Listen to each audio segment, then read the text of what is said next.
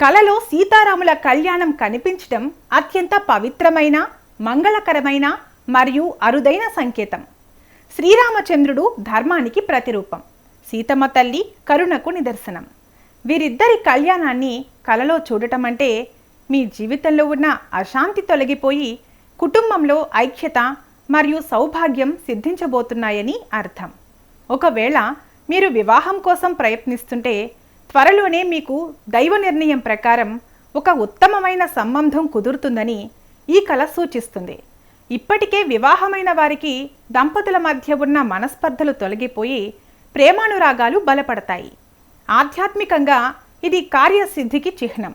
అంటే మీరు చేపట్టిన పనుల్లో ఉన్న అడ్డంకులు తొలగిపోయి విజయం లభిస్తుంది. సీతారాముల కళ్యాణం చూడటం అంటే మీ ఇంటిపై ఆ దైవ దంపతుల రక్షణ కవచం ఉందని, మీరు ధర్మబద్ధమైన మార్గంలో పయనిస్తున్నారని అర్థం. ఇలాంటి కల వచ్చినప్పుడు మరుసటి రోజు రామనామాన్ని స్మరించడం లేదా రామాలయాన్ని దర్శించుకోవటం వల్ల అద్భుతమైన ఫలితాలు లభిస్తాయి.